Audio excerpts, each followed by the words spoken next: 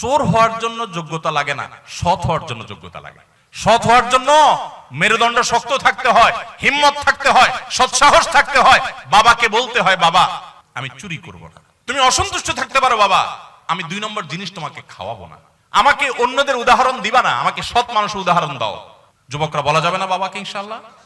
বেয়াদবি করা ছাড়া সুন্দর ভাই বলা যাবে না। কিন্তু মুশকিল কি জানেন? আমার কথা শুনলে আপনার কপালে দুঃখ আছে।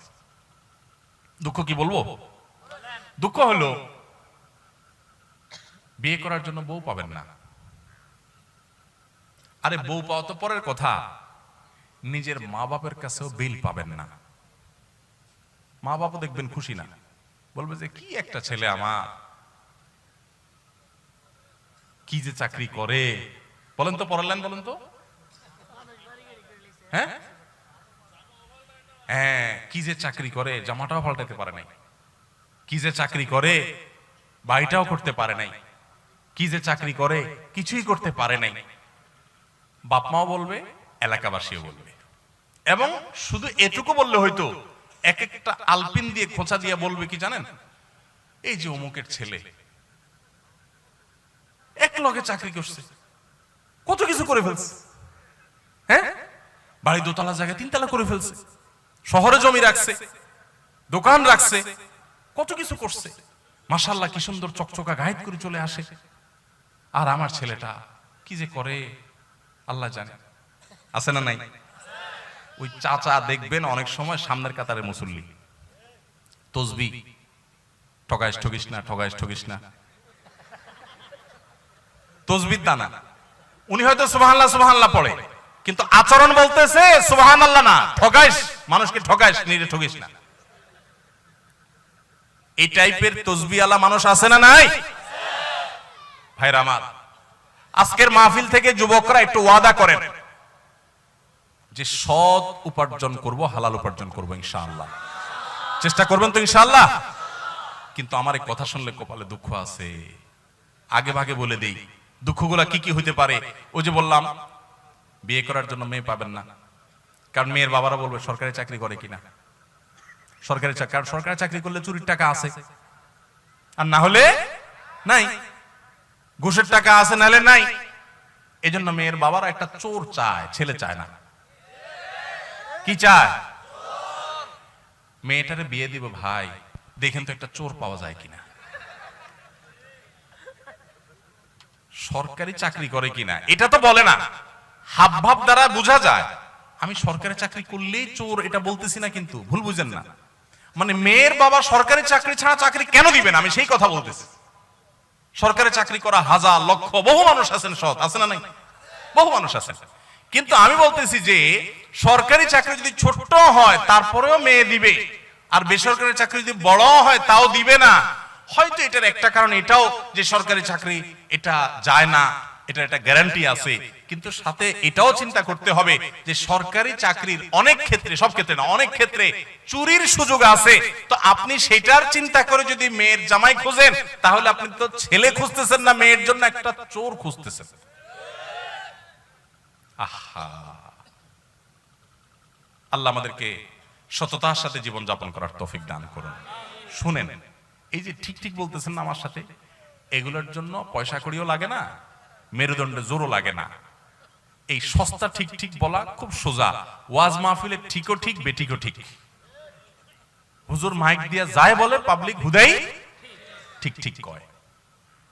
এই ঠিক ঠিকের চাইতে গুরুত্বপূর্ণ কি জানেন? এখানে বেশিরভাগই যুবক সংকল্প করেন যে আমি চ্যালেঞ্জ নেব। এটার জন্য মেরুদণ্ডে শক্তি লাগবে, মেরুদণ্ড সোজা করে দাঁড়াতে শিখতে হবে যে আমি সরকারি চাকরি যদি পাই, আমি দৃষ্টান্ত স্থাপন করবো। আলহামদুলিল্লাহ বহু সরকারি চাকরি আছেন সৎ, আমার পরিচিত বহু লোক আছে, কিন্তু আমি দৃষ্টান্ত স্থাপন করে যে আমি অসৎ হব না। এটার জন্য ওই যে তীর আসবে কোত্থেকে? মেয়ের বাপের তীর মারবে, বউয়ে তীর মারবে, বাপ মা তীর মারবে, এলাকাবাসী তীর মারবে। কি চাকরি করে?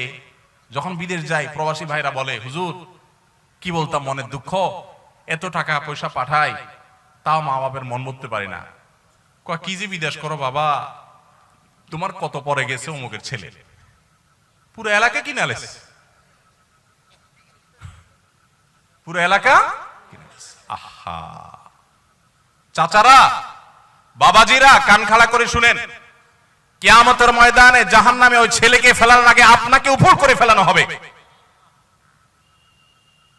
কারণ আপনি আপনার ছেলেকে চুরি করতে বাধ্য করেছেন।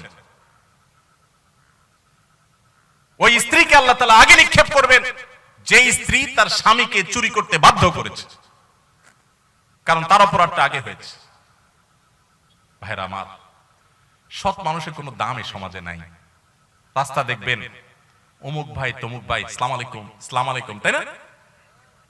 কিন্তু সৎ মানুষ 2 নম্বর পথে টাকা কামাই করে না। এলাকা, প্রত্যেকটা এলাকাতে কিন্তু কম বেশি সৎ মানুষ আছে।